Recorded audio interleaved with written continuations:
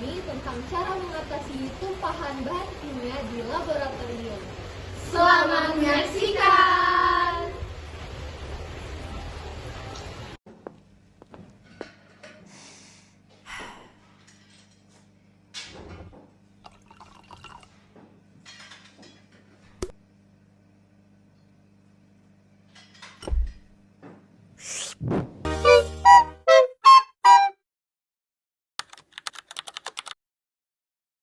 Oke, selamat pagi semuanya. Kenalin, aku Imelda Alvita sebagai asisten laboratorium dalam praktikum ini. Nah, di sini kita itu akan praktikum kimia dasar ya. Nah, di praktikum kimia dasar itu kita akan menggunakan banyak sekali bahan kimia. Nah, hari ini kita belum mulai praktikum, tapi kita akan lakukan asistensi dulu ya yang pertama. Nah, di dalam lab ini tentunya kita memiliki aturan agar kita tidak terjadi hal-hal yang kita tidak inginkan. Sebelum kan kalian tuh pakai jas labnya, pakai sarung tangan, pakai masker. Seperti yang kakak katakan di awal tadi, kita akan menggunakan banyak sekali bahan-bahan kimia, reagen kimia, dan kita tidak mau hal yang tidak diinginkan itu terjadi. Lalu yang kedua, pastikan kalian itu tahu materi apa yang kita akan lakukan hari ini, bagaimana prosedur kerjanya, apa bahan-bahan yang dipakai. Jadi kalian itu tidak bingung lagi pada saat praktikum. Dan yang ketiga, pastikan kalian juga laporan itu dibawa dari lapen ataupun laptop, jangan sampai ketinggalan. Dan juga jangan lupa belajar buat pretest ataupun post-test. Oke? Oke, Kak. Dari yang kakak jelasin, apakah ada yang ingin ditanyakan? Boleh? Jadi kenapa sebenarnya Kak, aku izin bertanya, kalau semisal kita ketumpahan bahan kimia itu gimana ya Kak? Oke, jadi kamu nanya soal kita, tentunya kita harus tahu prosedur K3 itu keselamatan kesehatan kerja. Nah, kalau kamu tanya tadi itu ketumpahan bahan kimia ya. Pertama tentunya kita itu tidak boleh sembarangan atau waktu bahan kimia itu tumpah kita langsung lap atau kita langsung bilas dengan air, itu jangan ya, karena sifat-sifat dari bahan kimia itu sendiri itu berbeda-beda. Ada yang misalnya kena tisu ataupun bahan karet itu bisa terbakar. Nah, yang pertama itu pastikan ada ahli atau teknisi lab yang bakal membersihkan bahan kimia yang tumpah tadi. Lalu yang kedua, jika bahan kimia tumpahan tadi terkena tangan atau bagian tubuh kalian, itu pastikan langsung kalian cuci dengan air mengalir, oke? Untuk mencegah kerusakan pada jaringan. Lalu yang ketiga, kalau bisa itu kalau ada ventilasi itu dibuka agar udara yang bahan kimia yang menguap itu tidak langsung terhirup oleh kalian. Itu sih kurang lebih. Oke, terima kasih ya Kak.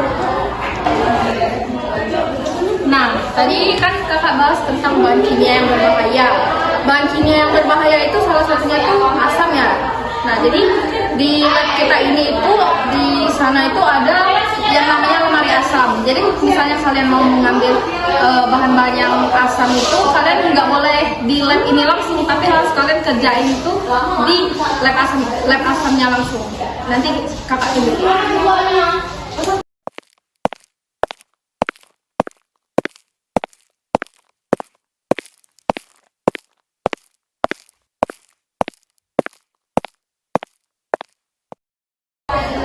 Nah, ini tadi tuh seperti yang kakak bilang itu tempat lemari asam. Nah, ini lemari asamnya, dan di situ ada juga bahan-bahan kimia yang akan kita pakai waktu praktikum. Jadi ada nama-namanya juga, dan juga di situ ada beberapa bahan itu logo tentang bahan itu, apakah korosif, apakah tetragenik. Pokoknya kalian baca sendiri ya, ada di labelnya. Nah, di sini itu yang kakak bilang tadi, kita akan menggunakan bahan-bahan kimia yang berbahaya seperti asam. Nah, ini tuh lemari asam. Jadi ada prosedurnya. Sebelum kalian buka lemari asam tuh, kalian nggak boleh langsung buka. Jadi harus kalian hidupkan dulu, baru naikkan sedikit. Nah, naikkan sedikit itu jangan sampai full ya kalian naikannya, itu batas di bawah dada, nggak boleh sampai di atas sampai punggung kalian, itu nggak boleh. Jadi kalian hidupin lalu kalian naikin gitu. Nanti dia ada bakal uap yang keluar, nah itu tandanya udah hidup. waktu udah itu baru kalian jalanin prosedur menggunakan bahan kimia yang berbahaya tadi. Kalian mau ngambil asam sulfur, mau ambil asam apa, pokoknya tuh di sini, nggak boleh di meja yang tadi. Nah, sudah selesai, kalian turunin, itu nggak usah di on offin lagi karena itu waktu kalian turunin itu udah mati sendiri. Itu aja sih. Oke, Kak.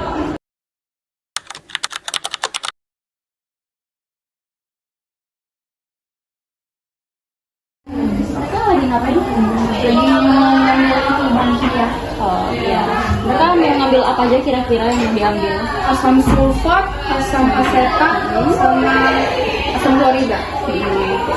Kalau boleh tahu yang diambil yang induknya atau yang udah anakannya? Udah masih induknya. Hati-hati ya guys. Ya, Kak. Ya. Sudah.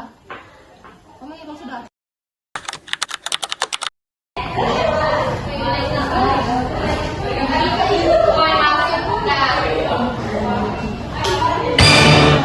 Aduh Kak, tunggu Kak. Bentar, Kakak panggil teknisi labnya dulu. Kalian jangan pegang ya. Iya Kak. Jangan pegang.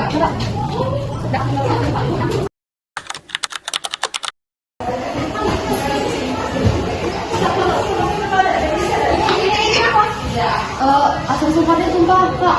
Pegang atas Kak. Enggak, Kak. Ya sudah kena tangan tadi, Kak. Cuci.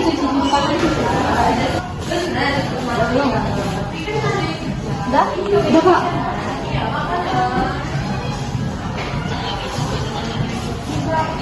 Itu enggak pekat, Kak, enggak. Ya sudah tinggal dilap aja.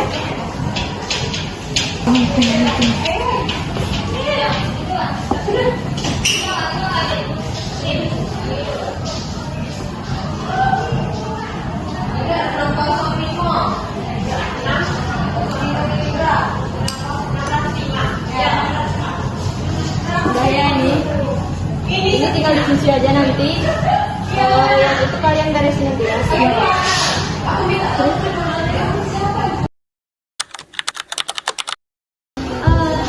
Jadi tadi tuh mereka tuh sebenarnya tuh udah bagus banget, mereka ngambilnya udah sesuai di asam juga kan, terus dihukum. Tadi di lab waktu praktikum ada barang tumpah, Ya, ada cairan tumpah, untungnya nggak pekat. Tapi mereka sudah tahu kok kayak mana cara menangannya. Tapi udah aman semua, udah aman. Tadi sempat kena tangan, tapi langsung kita dicuci. Jadi kita langsung ke lokasinya nggak? benar ya. Kalau boleh tahu kejadiannya jam berapa? Buat Sekitar didokumentasi. jam 3 tadi. Jam 3. Oke, terus apa yang tumpah? Katanya asam tidak pekat ya? Nggak pekat. Oke. Ini praktikannya baby aja kan, apa IPK aja langsung dicuci. Langsung ke sana aja ya? Iya. Pasang yang sama. Ini kenapa ini tadi Asam sulfatnya tumpah, Kak. terus sekarang gimana? Udah baik-baik aja? Udah dibersihin, Kak. Aku juga udah cuci tangan. Udah baik-baik aja semuanya? Ya, udah baik-baik aja, Kak. Coba ini, ketiga jelasin gimana prosedur kerja yang aman untuk di lab ini. Oke, jadi aku jelasin ulang ya tentang peraturan di laboratorium ini. Yang pertama itu kita tidak boleh makan. Sudah itu kita tidak boleh menyentuh zat kimia.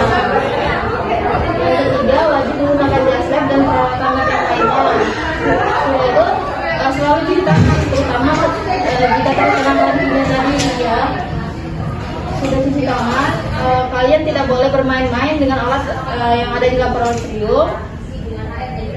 Lalu, jika terkena bahan-bahan kimia, selalu beritahu kepada asisten labnya, membersihkan laboratorium dan juga selalu ikuti instruksi yang ada. Itu mencegah terjadinya kejadian yang tidak diinginkan. Ya, Kak. Terima kasih ya, Pak. Ya. Sekarang udah ngerti belum? Udah jelas, Bu. Jadi, untuk kalian selalu hati-hati dan ingat ketiga, biar kita aman juga di lab. Ya udah.